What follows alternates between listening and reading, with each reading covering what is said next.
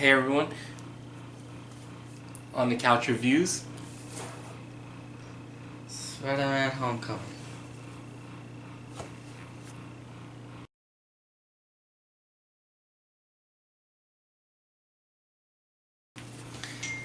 This movie was a lot of fun.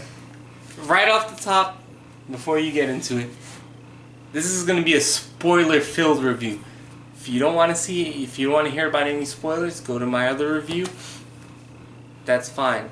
Anyway, go. Alright, so let's see.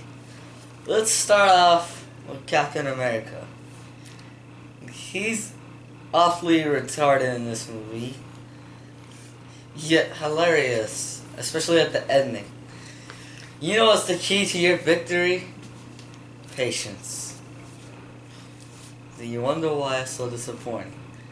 Something like that. Anyway. Let's go in order. Let's not go out of order.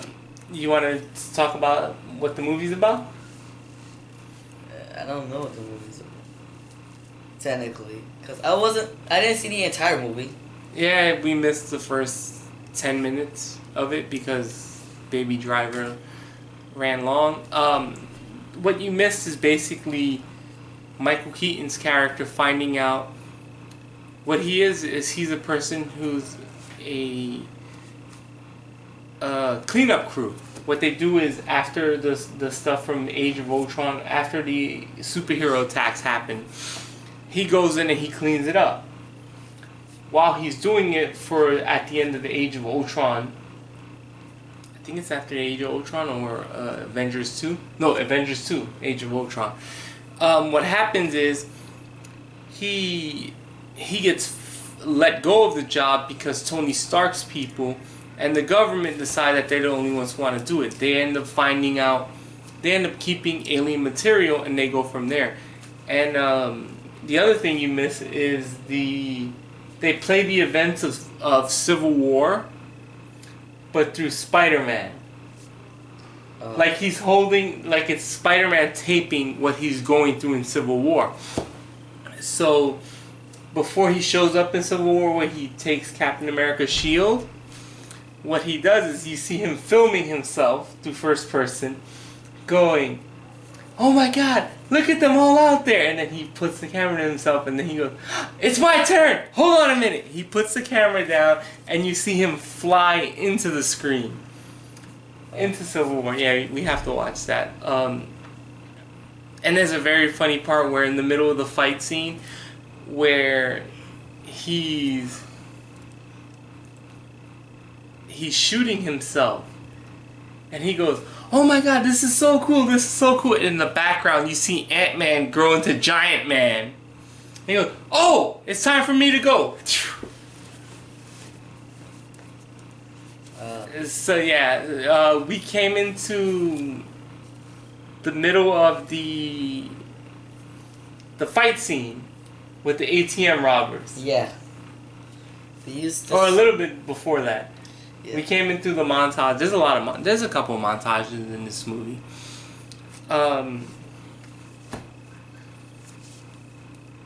So you want to talk about Vulture's character?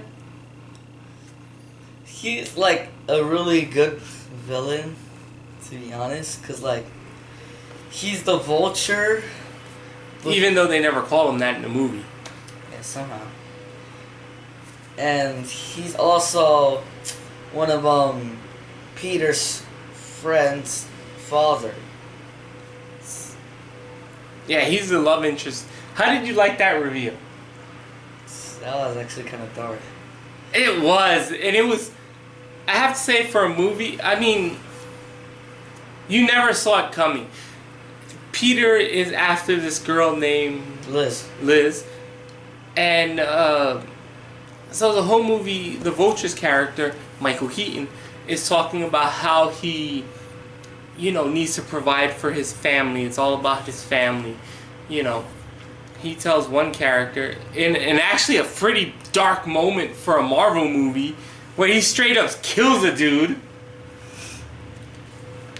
There's a guy who, fan service, beware, he calls himself the Shocker.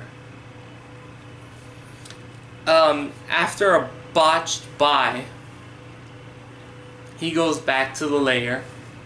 You know, Michael Keaton's character, the Vulture, is obviously pissed off because he's been doing this for 8 years, and he actually says it in one scene where he did it because he did everything below the radar. He did everything without any interference from superhero characters, and he did it because he was low key. This character is going out blowing shit up in front of anything and anyone just to sell the merchandise.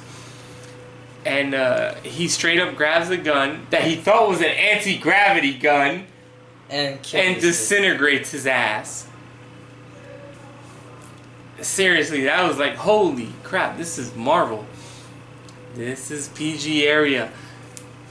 But yeah, this gives you a setup for his character. What did you think of Tom Holland as Spider-Man? It wasn't bad. I'll say that. We've seen 2 movies already. And it's early when he was definitely better than Andrew Garfield. I didn't see any of the Amazing Spider-Man, so I'll take your word for it. But he played a 15-year-old well. Mm-hmm. Like, everyone he interacted with was well done, well received, whether it was him interacting with Robert Downey Jr., who comes back for this movie as Iron Man, whether he's interacting with Michael Keaton in that creepy car scene. We'll get to that in a minute. Whether it was interacting with even his best friend Ned. Was hilarious, by the way. Yeah. I've heard some people say he didn't need to be there because he wasn't funny. He was kind of there because this is a movie that's making fun of spoofs to a certain extent, but at the same time exploiting them. He single-handedly has the best line in the movie. Want to do it? There's a scene later on when the homecoming prom is going on, and Ned is working 2 computers. He's helping Spider-Man out, and the principal comes in and goes, "Ned, what are you doing here?"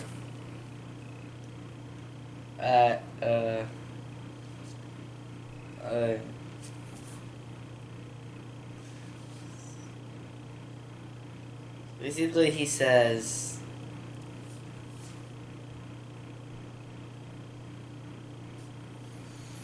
"I'm watching porn." I saw this 2 times. Both times the freaking audience was rolling.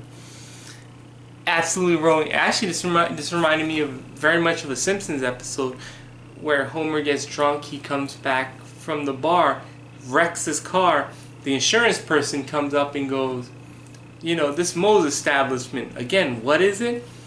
And Homer goes, in his head, goes, "Don't say it's a bar, don't say it's a bar, don't say it's a bar."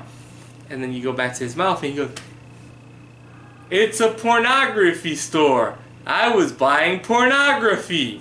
And he goes back to his head and he goes, "He, outsmarted them."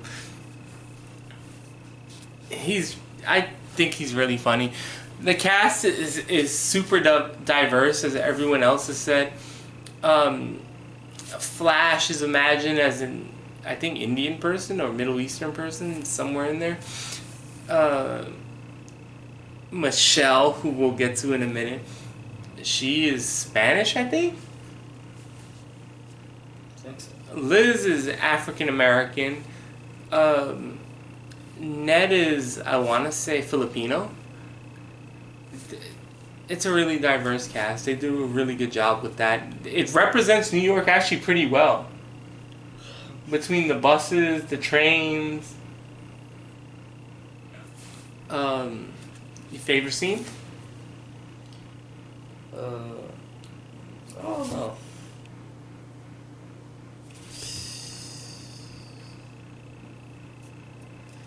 I would say the final battle between Spider-Man and Vulture. I really like the plane scene before the final battle. Oh. When they were on the plane, there's this huge fight scene where they're on a plane and Spider-Man keeps losing his grip because it's going so fast. It's really, not to be too comic, but gimmicky. It's really spectacular. I think it was really well done. The last fight scene, once they get to Coney Island, the ending I really wasn't feeling, but the whole movie had built up enough goodwill where you just go with it.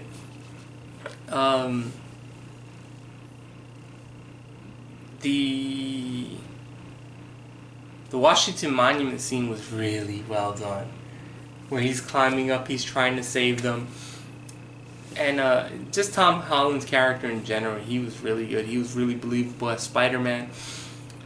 You really believe this is someone who is a kid who's learning, and that's one of the best things about this movie, is the fact that he's a character who's learning to get into his powers. He messes up a whole lot.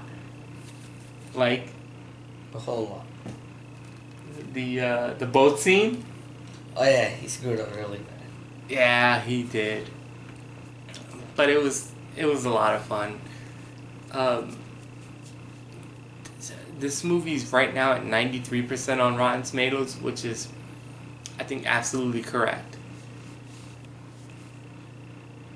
Michael Keaton's character, and I'm going to go to this once again, was amazing. He was a totally believable villain, and once you found out who his daughter was, and once you found out his reasoning, just layered the character. Like, what did you think about the car scene?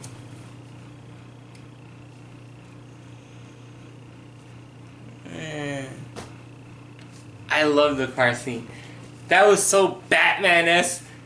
I remember when I saw it the first time, me and a coworker, we were like, that's Batman right there figuring shit out.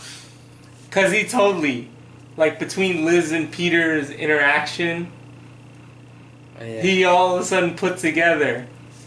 I was like, oh wait, that's Spider-Man. And he totally came off as menacing when he had to.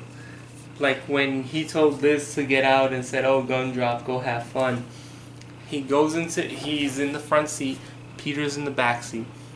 His daughter leaves. He grabs the gun, puts it here, right behind the head holder of the next car, and starts talking to Peter. Even his monologue speech about why he's being a villain is amazing. Because, yeah, it does come off as dialogue heavy or exposition heavy, but you kind of understand it in the phrasing of things, and just the fact that he tries to relate to Peter in some ways, saying, Peter comes up to him going, you're selling weapons to killers. And he comes back and says, well, how do you think Tony Stark got his money? How do you think the profiteers got their money? He goes, it's basically a speech about the rich are going to do the same thing, and that's not fair. And then he ends it with the whole thing being, when Spider-Man asks him, why are you telling this to me? He goes, well, so you know that, and I was building up time for this. Ding! And then his wings come out. I love his costume design. His costume design is realistic without being cartoony. It was a lot of fun. Score? Anything left to say? Let's see, 9.5. 9.3. 9.4 is our total. It's 93% on Rotten Tomato right now. And go out of your way to see it. It's definitely worth it. Any final thought? No. It's good watching. Peace.